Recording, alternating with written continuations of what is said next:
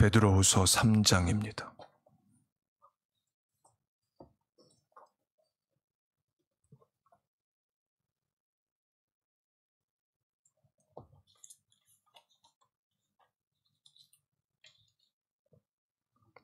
(1절부터) (13절까지입니다)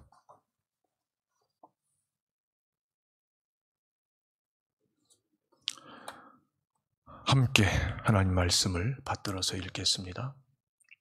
1절입니다. 사랑하는 자들아, 내가 이제 이 둘째 편지를 너희에게 쓰노니 이 두 편지로 너희의 진실한 마음을 일깨워 생각나게 하여 곧 거룩한 선지자들이 예언한 말씀과 주 되신 구주께서 너희의 사도들로 말미암아 명하신 것을 기억하게 하려 하노라. 먼저 이것을 알지니 말세에 조롱하는 자들이 와서 자기 정욕을 따라 행하며 조롱하여 이르되 주께서 강림하신다는 약속이 어디 있느냐? 조상들이 잔 후로부터 만물이 처음 창조될 때와 같이 그냥 있다 하니 이는 하늘이 옛적부터 있는 것과 땅이 물에서 나와 물로 성립된 것도 하나님의 말씀으로 된 것을 그들이 일부러 잊으려 함이로다. 이로 말미암아 그때의 세상은 물이 넘침으로 멸망하였으되 이제 하늘과 땅은 그 동일한 말씀으로 불사르기 위하여 보호하신 바 되어 경건하지 아니한 사람들의 심판과 멸망의 날까지 보존하여 두신 것이니라. 사랑하는 자들아, 주께는 하루가 천년 같고 천년이 하루 같다는 이 한 가지를 잊지 말라. 주의 약속은 어떤 이들이 더디다고 생각하는 것 같이 더딘 것이 아니라 오직 주께서는 너희를 대하여 오래 참으사 아무도 멸망하지 아니하고 다 회개하기에 이르기를 원하시느니라. 그러나 주의 날이 도둑같이 오리니 그날에는 하늘이 큰 소리로 떠나가고 물질이 뜨거운 불에 풀어지고 땅과 그 중에 있는 모든 일이 드러나리로다. 이 모든 것이 이렇게 풀어지리니 너희가 어떠한 사람이 되어야 마땅하냐? 거룩한 행실과 경건함으로 하나님의 날이 임하기를 바라보고 간절히 사모하라. 그날에 하늘이 불에 타서 풀어지고 물질이 뜨거운 불에 녹아지려니와 우리는 그의 약속대로 의가 있는 곳인 새하늘과 새 땅을 바라보도다. 아멘.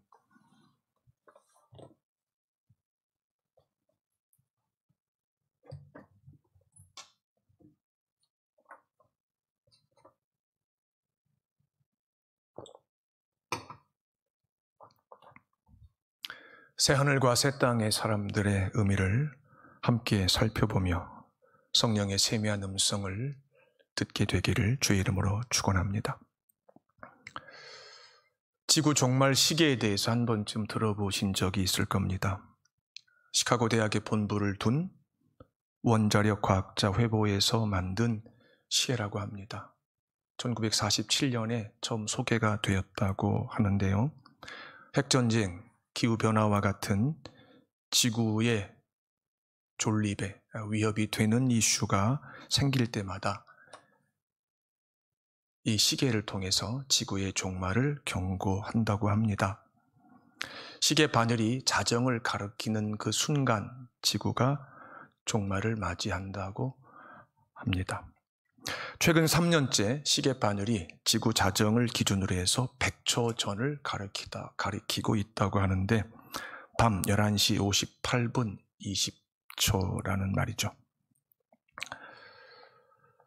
불신자들 중에 의식 있는 자들, 양심 있는 자들, 이 지구라고 하는 환경이 우리가 사는 것으로 끝나도 아무 상관이 없다, 이런 생각을 하지 못하는 이들이죠. 그들이 지구의 종말, 인류 역사에 어쩌면 끝이 있을 수 있다는 이 영적인 두려움을 갖고 있습니다. 이것은 하나님께서 타락한 인류에게 베푸신 일반 은총 가운데 하나라고 할 수 있습니다. 성경은 창조주 하나님께서 아담의 원죄로 타락한 이 세상을 하나님이 정하신 시간이 되면 반드시 심판하신다고 선포하십니다. 설득하시는 것이 아니고 선포하십니다. 믿는 자는 구원을 받을 것이고 끝까지 믿지 않는 자는 이 심판 가운데 포함이 된다는 하나님의 준엄한 경고입니다. 하나님께서는 신구약 성경 전체에서 하나님 자신을 가리켜서 나는 처음이다, 동시에 마지막이다고 하나님을 나타내십니다. 무슨 말이냐면 하나님께서 창조하신 이 지구가 속한 태양계가 있는 이 우주, 하나님이 태초의 말씀으로 창조하신 시간과 공간과 그 가운데 있는 모든 것들, 보이는 것들, 보이지 않는 것들, 그리고 하나님의 창조의 절정인 사람, 특별히 타락한 사람에 대해서, 타락한 인류의 역사에 대해서 하나님께서 반드시 심판하신다고 거듭 밝히십니다. 동시에 하나님께서 태초에 창조하신 것, 하지만 아담의 범죄로 인해서 타락해버린 모든 것들을 하나님께서 심판하시는 그날에 완전하게 그리고 영원히 새롭게 하신다고 약속하십니다. 이 하나님의 경고와 약속은 구약의 선지자들과 신약의 예수님의 제자들인 사도들이 하나님의 자녀인 우리와 교회에 증거하고 전해주었던 복음이었습니다. 그래서 우리는 매 주일마다 영이신 하나님을 예배하기 위해서 교회로 모일 때 이 하나님의 심판인 세상의 종말과 하나님께서 새롭게 하시는 새로운 지구와 우주와 그리고 그것을 영원토록 다스리게 될 하나님의 자녀인 신자의 부활에 대해서 믿고 또 배웁니다. 그리고 잠시 후에 예수님을 모시고 예수님과 함께 영원히 살게 될 새하늘과 새 땅에 대한 믿음과 소망을 우린 적어도 일주일에 한 번 굳게 붙잡습니다. 주일이 하나님의 자녀, 경건한 신자에게 주는 첫 번째 유익이 바로 이것입니다. 우리가 오늘 하나님을 예배하는 것은 하나님께서 약속하신 모든 것을 과연 믿고 있는가? 지난 한 주간 동안 믿는 자로 살았는가? 그리고 소망하고 있는가? 오는 한 주간도 소망하면서 살려고 하는가? 이 영적인 질문에 대한 대답을 하는 날이며 동시에 성령의 감동과 감화를 받아 성령께서 하나님의 자녀의 믿음과 소망을 새롭게 하시는 날이기도 합니다. 이 주일의 의미를 알고 지키는 것하고 모르고 지키는 것은 같은 신자의 경우에도 그 유익에 있어서 하늘과 땅만큼의 차이가 있음을 우리는 분명히 기억해야 합니다. 베드로 사도는 2000년 전에 이 편지를 쓰면서 당시 초대교회 성도들과 그리고 오늘 우리에게 이 편지의 목적을 분명히 밝히고 있습니다. 본문 1절에 보시면 진실한 마음을 일깨워 주기 위해서 내가 이 편지를 쓴다. 진실한 마음을 일깨운다라고 하는 이 표현은 너희가 하나님의 자녀로서 마땅히 갖추어야 하는 영적인 바른 분별력과 판단력을 갖기를 바라는 마음에서 내가 이 편지를 쓰고 있다, 이런 뜻입니다. 하나님의 자녀가 영적으로 바른 분별력과 판단력을 반드시 갖추어야 하는, 지녀야 되는 그 이유가 있습니다. 본문 2절과 3절과 4절이 그 이유에 대한 구체적인 설명인데요. 구약의 선지자들과 신약의 사도들이 예언한 그 말씀을 끊임없이 생각하기 위함이며 그 말씀의 의미를 내가 원할 때마다, 성령께서 원하실 때마다 지속적으로 기억하기 위함이었습니다.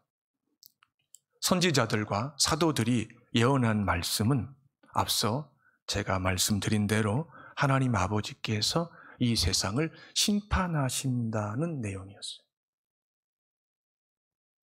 그래서 구약의 선지자들은 자신들이 기록한 성경에서 하나님께서 세상을 심판하시는 날을 주의 날, 여호와의 날이라고 명명했어요.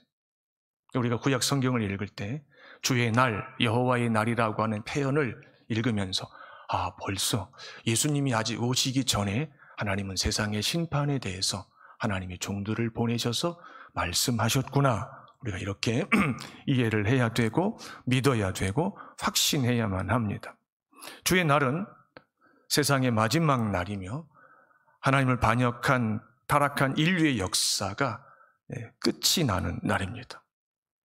이 사건이 얼마나 중요했으면 예수님께서 공생애를 마치시기 직전, 십자가를 지시기 바로 전에 제자들에게 이 날에 대해서 다시 한번 강조하십니다. 복음서에 보면, 특별히 마태, 마가, 누가복음에 보면 예수님께서 주의 날, 마지막 날에 대해서 구체적으로 언급하시는 장면이 나옵니다. 그날에는 의인과 악인이 부활을 한다고 말씀하셨습니다. 하나님의 자녀만 부활하는 것이 아니고 하나님을 반역한 악인들도 부활한다고 분명히 말씀하셨습니다. 이게 무서운 겁니다. 이 땅에 사는 동안 성령의 역사를 통해서 예수님을 주와 구주로 영접한 자들은 새하늘과 새 땅을 상속받기 위해서 부활합니다. 어떤 사람들이 이 땅에서 잠시 사는 동안에 예수님을 주와 구주로 영접하는가? 성경은 이 질문에 대해서 하나님 아버지께서 창세전에 영생을 주시기로 작정하신 자는 예수님을 주와 구주로 영접하게 하신다고 말씀하십니다. 지금 하나님을 예배하는 우리가 성령 안에서 영과 진리로 예배하고 있다면 내 영혼과 육체의 구원에 대한 확신과 내 몸의 부활에 대한 확신과 하나님의 심판과 세상의 종말과 예수님의 재림에 대한 믿음을 가지고 하나님을 예배하고 있다면 그는 하나님께서 창세전에 영생을 주시기로 작정하신 자입니다. 성경의 증언입니다.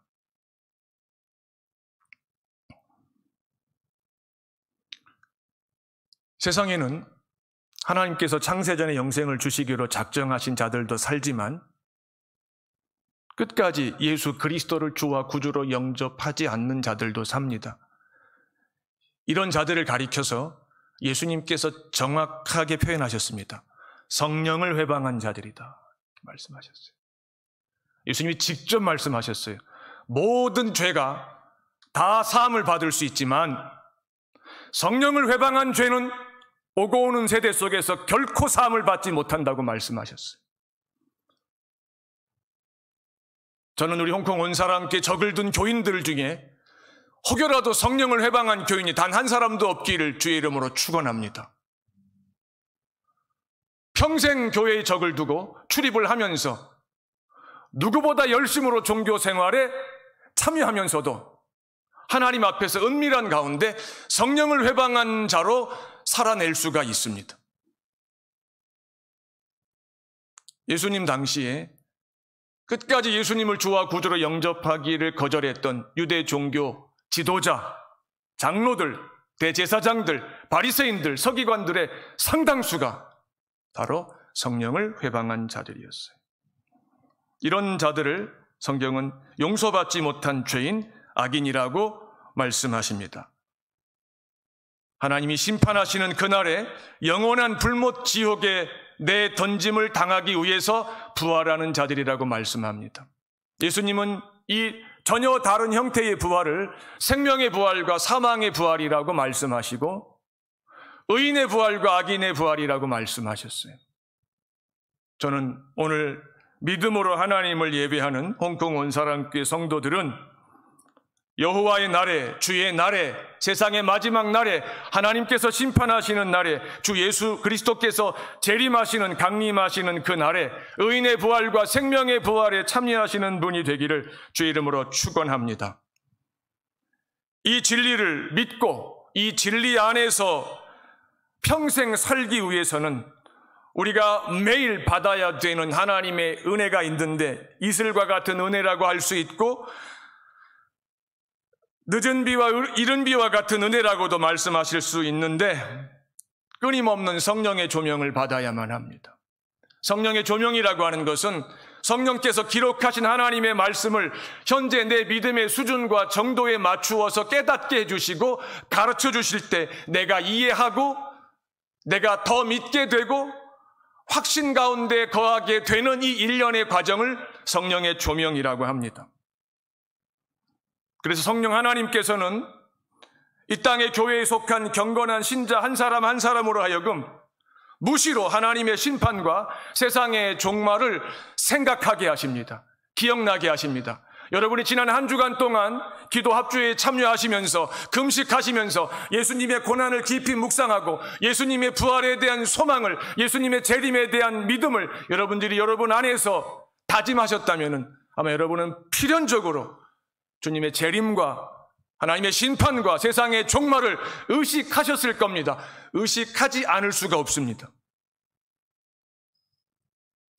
이것이 바로 하나님의 자녀가 매일 사모해야 되는 신령한 복이며 날마다 받아야 되는 특별한 은총입니다. 사도는 계속해서 초대교회 성도들과 오늘 우리와 우리 자녀가 반드시 알아야 할 한 가지에 대해서 엄히 경고합니다. 그 경고의 내용이 무엇인가 보았더니 본문 3절과 4절에 계속 나오는데요. 예수님의 재림을 부인하는 거짓 교사들의 가르침에 속지 말라고 합니다. 1992년도에 예수님이 재림하신다고 하면서 한국 사회를 떠들썩하게 했던 이단이 있었습니다. 놀라운 것은 그 사건이 있은 이후로 한국 교회에서 예수님의 재림에 대한 설교가 어느 순간 사라졌어요. 예수님이 재림하시지 않는다고 가르치는 자는 명명백백한 거짓 교사입니다. 그러나 예수님이 재림하신다고 하는 것을 가르치지 않는 목사와 강도사와 전도사가 있다면 그들도 하나님 앞에서 책임을 져야 됩니다. 지금은 그 어느 때보다도 주 예수 그리스도의 재림과 강림에 대해서 이 땅의 모든 교회들이 마치 약속이라도 한 듯이 적어도 매 주일마다 말씀을 선포할 때마다 어떤 모양으로든지 어떤 형태로든지 성도들에게 전해 주어야 하고 잠자는 교인들을 깨워야만 합니다. 재림하시지 않는다고 가르치는 자는 마귀의 자식이요.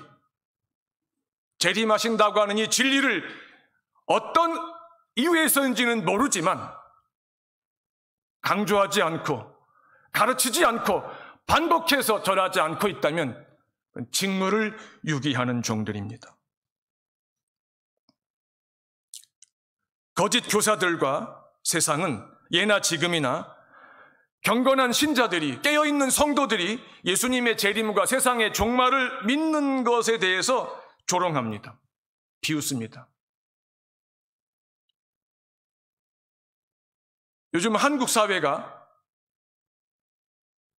유럽처럼 선교지로 변해간다고 우려합니다. 초등학생, 중학생, 고등학생, 대학생 중에서 거듭난 신자, 믿음을 가지고 교회를 출입하는 자들이 전혀 없는 건 아닌데 거의 없어지기 직전이라고 염려합니다. 그래서 경건한 자녀가 초등학교, 중학교, 고등학교를 졸업하고 대학에 진학해서 신앙생활을 할 때 다수의 불신자 동료들이 와서 이렇게 묻는답니다. 너 아직도 교회 다녀? 너 그런 걸 믿어? 이렇게 조롱한다는 거죠. 새삼스러운 건 아닙니다. 초대교회 성도들이 주님의 재림에 대해서 오늘 우리보다 더 확실하게 믿었고 간절하게 사모했어요. 2000년 전에 이교도들이 세상이 우리 믿음의 조상들을 얼마나 조롱했는지 몰라요.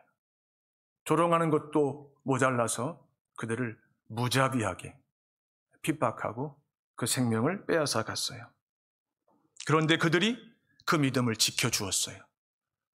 하나님께서 그들의 수고가 그 믿음이 헛되지 않게 하셨어요. 그래서 복음이 대서양을 건너게 하시고 태평양을 건너게 하셔서 수천 년 동안 영적 암흑에 갇혀 살아왔던 조선 땅에 복음이 전해지게 하셨던 거예요. 어떤 복음? 주 예수님의 재림의 복음. 하나님의 심판과 세상의 종말에 대한 복음이 전해졌어요. 한국교회 초대 성도들은 지금 우리보다 100년이 지난 이 시대를 살고 있는 우리보다도 주 예수 그리스도의 재림과 세상의 종말에 대한 믿음이 비교할 수 없을 만큼 뜨거웠어요. 경건한 목사들과 신자들은 요한계시록을 1장부터 22장까지 그냥 송두리째 다 외웠대요. 어떤 목사님은 그 어려운 때에 신학교 교수가 되기 위해서 미국으로 유학을 가는 과정에 배를 타고 태평양을 건너가면서 요한계시록을 계속 암송했다고 말씀하시더라고요.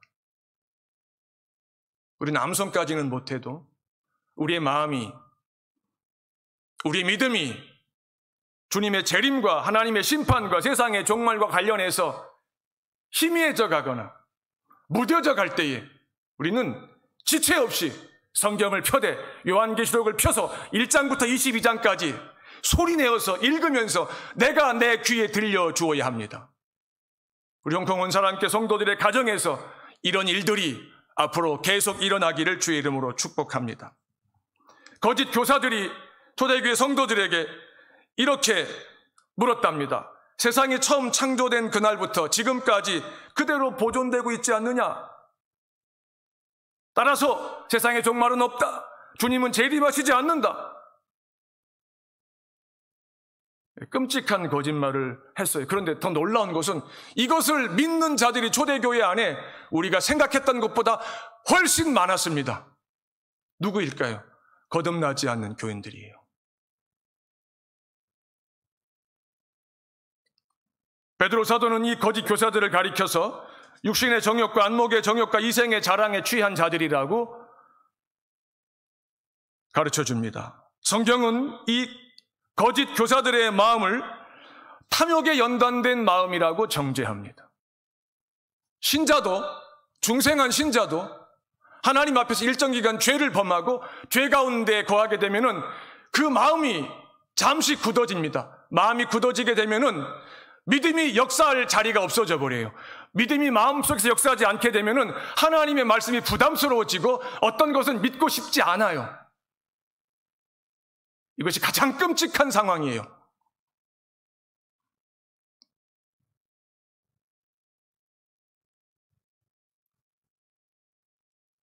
하나님께서는 우리가 이해할 수 없지만 이 거짓 교사들의 그 마음이, 부패한 마음이 탐욕의 연단을 받는 것을 그냥 두세요. 사도 바울이 로마서에서 하나님이 타락한 피조물을 다루시는 두 가지 방식을 이렇게 설명했어요.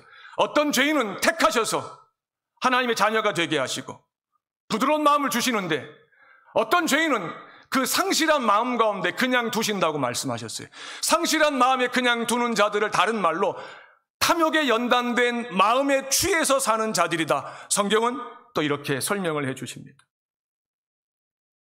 저는 우리 홍콩 온 사람께 속한 중생한 신자들이 믿음의 여정을 마치는 그날까지 단 한순간이라도, 만에 하나라도 탐욕에 연단된 마음이 그 마음속에서 자리 잡지 못하기를 주의 이름으로 축원합니다. 베드로 사도는 하나님의 심판과 세상의 마지막 날과 관련해서 노아의 때에 하나님께서 세상을 대홍수로 심판하신 것을 다시 한번 언급합니다. 세상이 대홍수로 심판을 받았다고 하는 것은 하나님께서 세상을 다시 한번 마지막으로 심판하시는 증거이다. 부인할 수 없는 증거다. 이런 뜻이에요. 놀라운 사실이 하나 있는데요. 타락한 인류가 5대양 6대주에 흩어져 사는 인류가 대홍수 심판에 대한 기억을 설화로 간직하고 있다는 겁니다. 아메리카 인디언들도요, 대홍수 설화를 가지고 있고 중국 사람들도 인도 사람들도 하나님이 창조하신 인류가 흩어져 살고 있는데 그들의 민족과 나라의 기원을 거슬러 올라가면 거기 반드시 대홍수 심판에 대한 설화가 있다는 겁니다. 하나님 말씀인 성경과 인류 역사가 하나님의 심판에 대한 이야기를 이렇게 하고 있는데, 거짓 교사들과 그들의 가르침에 속은 거듭나지 못한 교인들은 하나님의 심판과 세상의 종말에 대한 이 생명의 말씀을 일부러 잊으려고 했습니다. 여기 보면은 일부러 잊으려고 한다고 나와 있어요. 5절 마지막에. 일부러 잊는데요, 의도적으로 잊어버리겠다는 거예요.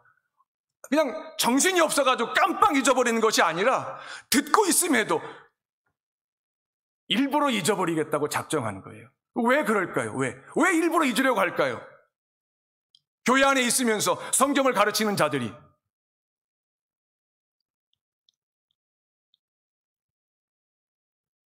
하나님의 심판과 세상의 마지막 날에 관련된 말씀이 생각나고 기억나는 것 자체가 탐욕에 연관된 그들의 마음을 끊임없이 괴롭히기 때문에 이게 싫은 거예요.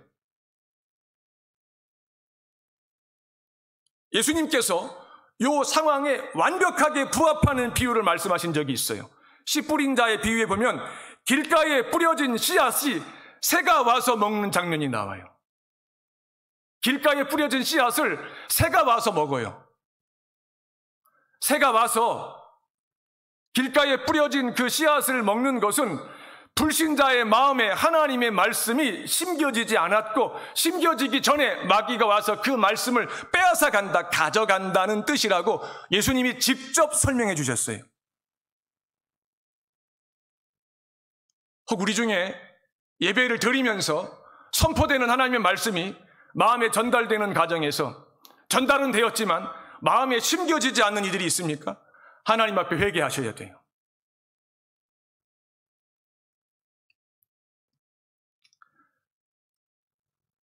하나님의 말씀을 잊어버리기 위해서 안간힘을 쓴다는 거예요. 모든 수고의 목적이 뭐냐? 하나님의 말씀을 잊는 데 있다는 거예요. 누가? 탐욕에 연단된 마음을 가진 자들이. 누가? 거짓 교사들이. 누가? 교회에 있지만 거듭나지 못한 교인들이.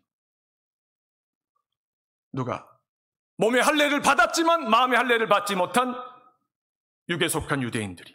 바로 이런 부류에 속한 사람들이었습니다. 수단과 방법을 가리지 않고 하나님의 말씀을 자기 기억과 자기 생각에서, 마음에서 지워버리는 자들은 전에도 있었고 지금도 있고 앞으로도 있는데, 이 수가 하나님의 백성들에 비해서 상대적으로 압도적으로 다수라고 하는 사실입니다. 그래서 우리가 이 말씀을 기억하고 생각나고 이 말씀대로 살려고 하나님 앞에 엎드리는 것이 그들의 눈에는 세상에서 가장 미련하고 어리석은 일로 비춰진다는 것입니다. 그럼에도 성령은 경건한 신자의 마음속에 예수님의 재림과 세상의 종말과 하나님의 심판에 대한 말씀과 약속을 날마다 새겨주시는 거예요. 날마다. 모든 상황 속에서 하나님의 성령께서 하나님이 사랑하시는 자의 마음속에 주님의 재림과 세상의 종말과 하나님의 심판에 대한 하나님의 영원한 말씀을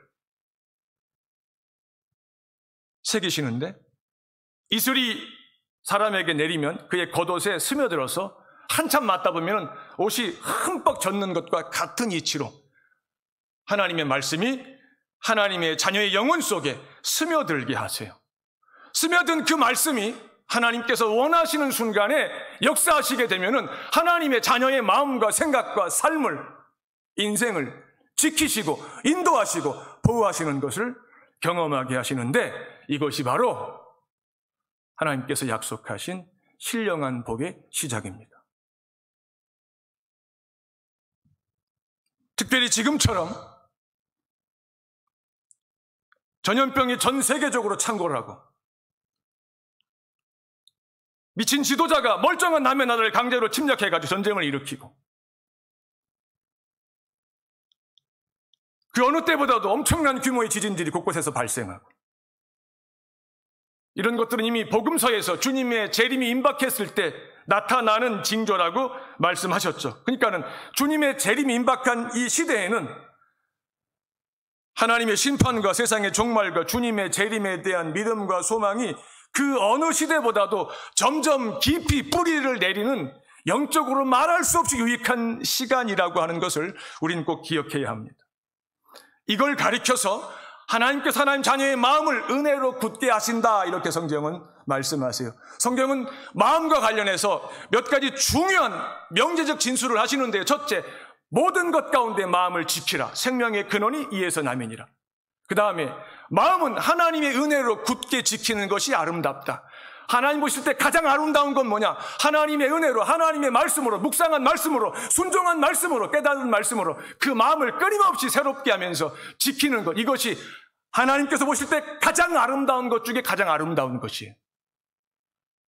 하나님 보실 때 가장 추하고 가증한 것은 뭐냐? 그 마음이 탐욕에 끊임없이 언던되는 거예요. 화인 맞는 거라고 그랬죠. 하나님의 은혜로 견고해진 신자의 순전한 마음에 살아있는 믿음과 산 소망의 터를 쌓아야 되며 견고히 세워야만 합니다. 이것이 우리가 이 땅에서 수고해야 되는 이유입니다.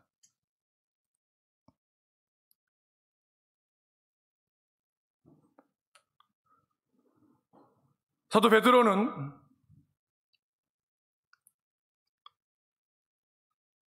우리에게 본문 8절에서 죽게는 하루가 1000년 같고 1000년이 하루 같다는 이 한 가지를 잊지 말라고 당부하십니다.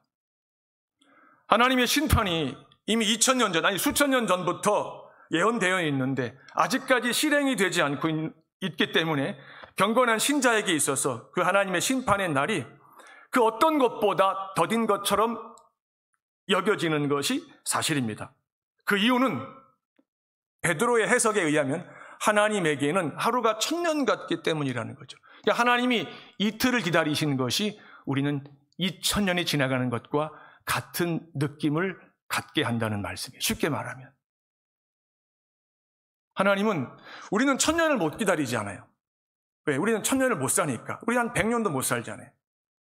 그래서 우리는 1000년을 산다고 하는 것이 막연하죠. 그런데 하나님은 1000년을 하루처럼 여기시기 때문에 얼마든지 기다리신다는 거죠.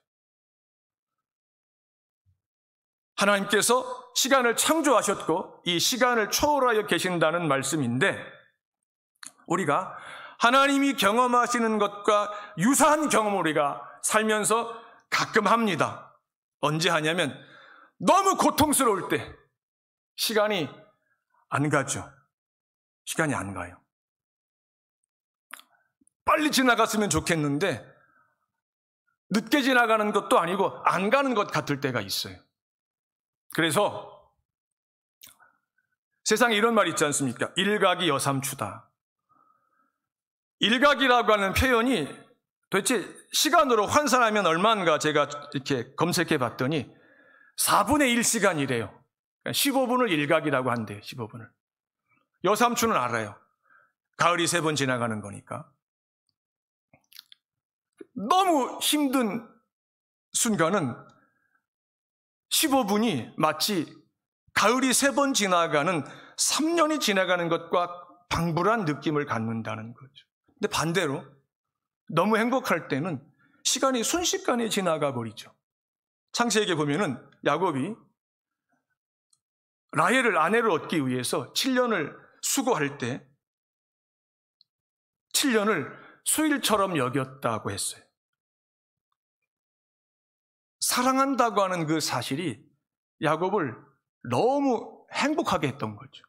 그래서 7년이라고 하는 물리적인 시간이 마치 일주일밖에 되지 않는 것처럼 야곱은 경험을 했습니다. 천국 가서 야곱을 만나면은 직접 물어보세요.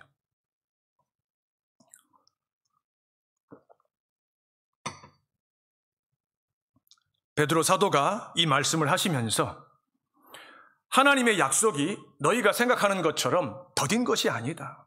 더딘 것이 아니고 너희는 더디다고만 생각하지 말고 다른 각도에서 관점에서 생각하는 법을 배워야 된다 이렇게 말씀하시는 거예요. 그게 무슨 말이냐면은 너희에 대하여 오래 참으사 하나님이 택하신 죄인이 한 사람도 멸망하지 않고 다 회개하여 구원에 이르도록 하시기 위해서 하나님은 오래 참으시는 것이다 이렇게 이야기합니다. 창세전에 택하신 죄인을 마침내 구원하시기 위해서 하나님이 정하신 시간에 그를 거듭나게 하시고 하나님이 정하신 시간에 그를 회심하게 하시고 하나님이 정하신 시간에 그를 데려가시기 위해서 하나님은 우리가 생각할 때 무한히 오래 참으시는 것 같이 보이신다는 거죠.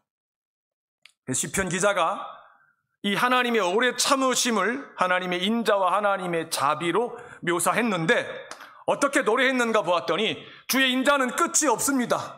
주의 자비는 무궁합니다. 이렇게 찬양했어요. 왜? 택하신 죄인을 반드시 구원하시기 위해서 하나님은 천년을 하루처럼 수천 년을 수일처럼 여기시고 있기 때문이죠. 그래서 하나님께서 마지막으로 구원하시기로 작정하신 자가 구원을 받는 바로 그날 주 예수 그리스도께서 다시 오신다고 하시죠.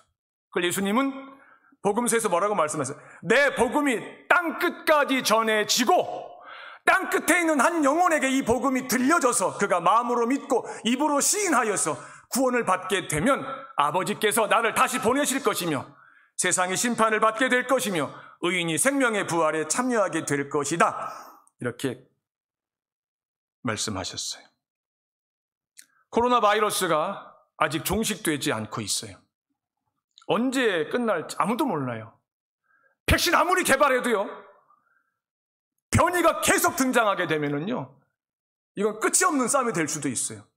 근데 왜 하나님은 이 사건을 이렇게 오래 지속되게 하실까?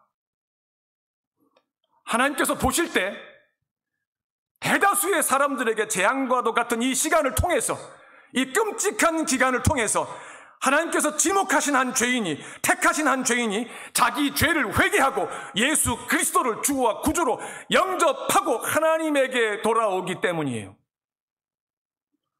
하나님은 그 일을 하시기 위해서 이 사건을 시작하셨고 이 사건을 지속하시며 이 사건을 반드시 끝내시는데 요 일정한 유한한 시간 속에서 하나님은 하나님의 자녀들이 자기 죄를 회복하기를 원하시고 믿음 없는 자가 믿음을 갖는 과정에서 회심하기를 원하시고 예수님을 주와 구주로 영접하게 하는, 말씀으로 세상을 창조하신 것보다 더 큰 일을 이 재앙 가운데 행하고 계신다는 거예요.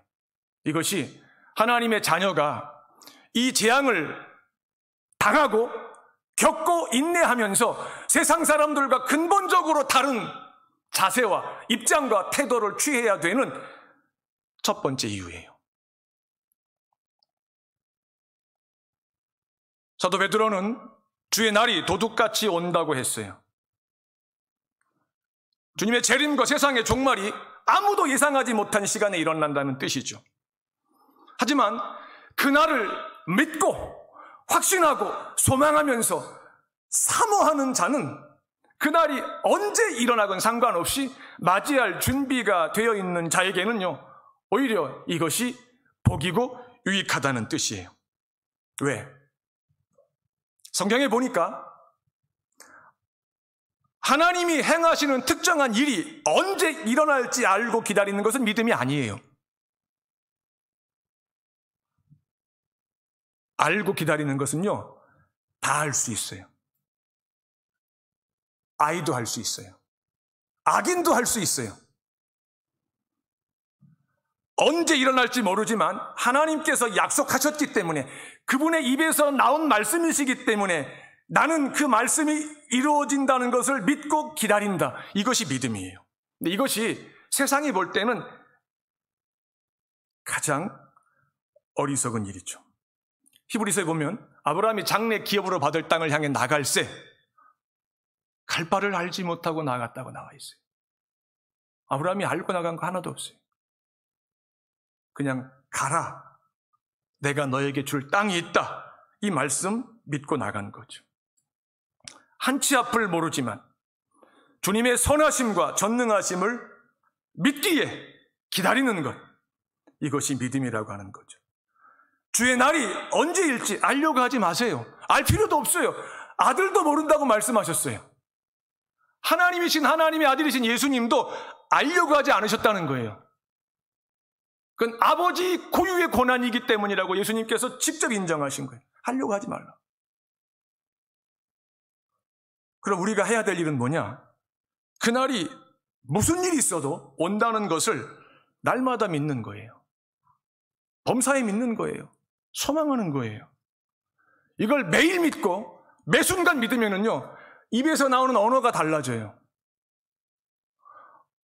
몸으로 나타나는 행동이 달라져요.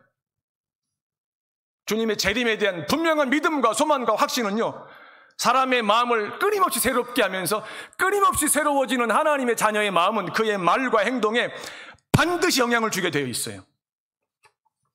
안 준다고요? 안 믿는 거예요. 잊어먹고 사는 거예요. 주님의 재림과 세상의 종말에 대한 믿음과 소망이 오늘 지금 내가 있는 곳에서 내가 살아가는 삶의 방식을 결정한다는 것이 성경의 가르침이에요. 불신자들은 이 땅에서의 삶이 전부인 줄 알고 믿고 살아요. 그래서 그들은 죽기 전에 할 수만 있으면 하고 싶은 것 원 없이 하려고 해요. 먹고 싶은 것 찾아다니면서 다 먹어보려고 해요. 돈을 버는 목적이 바로 거기에 있어요. 그게 전부예요. 왜? 한 번뿐인 인생인데, 내 몸이고 내 마음인데 내가 수고해서 번 돈으로 내 몸과 마음을 최대한 즐겁게 해야 되지 않느냐. 이게 불신자들, 세상이 가진 인간의 행복에 대한 기본적인 이해예요. 이것이 불신자들의 믿음이에요. 그들은 불행하게도 이 믿음 때문에 예수님의 재림과 하나님의 심판과 세상의 종말을 죽는 순간까지 믿지 않아요. 분명히 들었을 텐데, 무명의 복음 전도자가 전하는 그 복음을 들었을 텐데 금방 귀를 씻어버리고 못 들은 것처럼 살아가요. 기억하려고 하지 않아요. 심한 말로 재수 없다 그러죠. 이런 자들을 가리켜서 시편 기자가 존귀하다 그러나 깨닫지 못하는 자다. 그들은 멸망하는 짐승 같은 자다. 이렇게 정의하세요. 그런데 신자는 오늘 영과 진리로 영이신 하나님을 예비하는 홍콩 원사람께 속한 중생한 신자는 이 땅에서의 삶이 전부라고 믿지 않아요. 절대 믿지 않아요. 믿을 수가 없어요. 믿는다면 그건 가짜 신자예요. 그럼 이 땅의 삶의 의미는 뭐냐? 새 땅에서 누리게 될 영원한 삶을 위한 준비 과정인 거예요. 그래서 사도 바울의 고백에 의하면 신자는 잠시 후에 사라지게 되는 이 땅에서 마치 다 쓰지 못할 자처럼 산대요. 다 쓰지 못할 자처럼 산대요. 다 쓸 수 있는데 그렇게 안 산대요.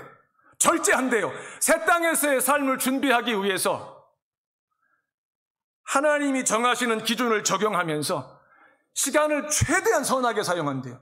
물질도 최대한 선하게 사용하려고 하는데 몸과 마음을 최대한 하나님 앞에서 받으실 만한 제물로 드리기 위해서 사용한대요. 그걸 이렇게 정리하죠. 모든 시간과 재화를 하나님과 이웃을 위해 사용한다. 이 땅에서 마칠 그 삶을 주님 앞에서 결산하게 될 때가 오는데 주님 앞에 서서 내가 이 땅에서 어떻게 살아왔는지에 대해서 평가를 받게 되는 것을 의식하면서 산대요. 복음서에 보면은요, 너희가 무심코한 말도 마지막 날에 하나님 앞에서 해명을 해야 될 것이다 이렇게 말씀하세요. 무심코한 말도 다 녹음이 되어 있다는 거예요. 신자는 잠시 후에 주님 앞에 설 때 잘했다, 착하고 충성된 종아, 이 칭찬을 듣기 위해서 살아요. 그래서 불신자들의 조롱과 세상의 유혹 속에서도 주님과 주님의 재림에 대한 믿음을 끝까지 지키고자 하죠. 이것이 하나님 앞에 나갈 때마다 날마다 구하는 기도의 제목이죠.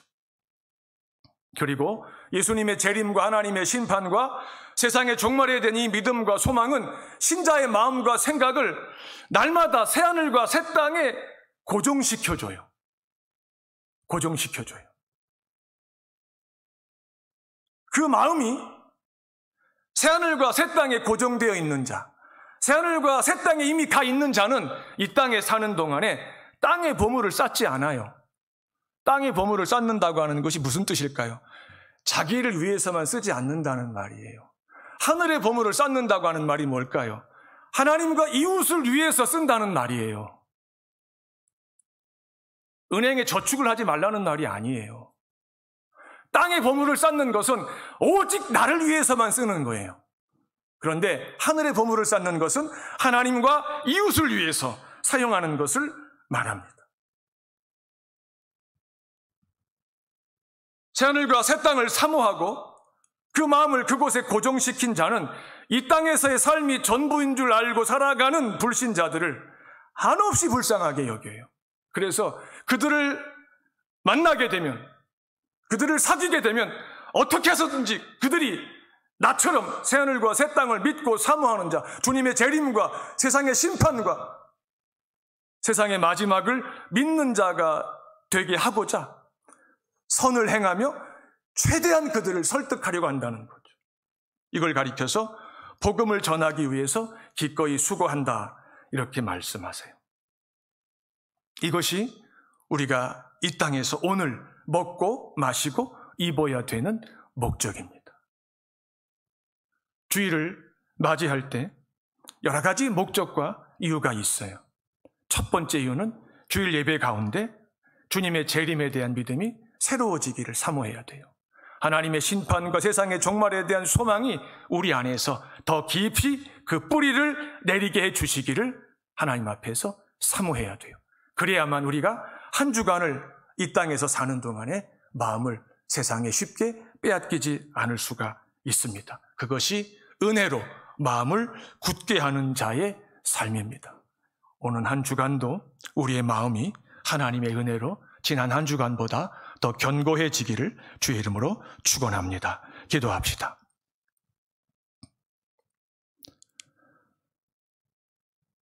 복된 주일을 지키기 위해 주의 자녀들을 주님 앞에 모으셨습니다. 주님께서 세우신 종이 전하는 성령께서 조명하신 주의 말씀을 마음으로 받게 하셨습니다. 새겨지게 하시고 악한 사단이 와서 빼앗아가지 못하게 하옵소서. 은혜로 그 마음이 견고해져서 한 주간 이 세상에 살면서 주님의 재림과 하나님의 심판과 세상의 종말과 새하늘과 새 땅을 더욱 사모하고 소망하고 기다리는 자들이 되게 하옵소서. 우리의 주와 구주이신 예수님 이름으로 기도하옵나이다. 아멘.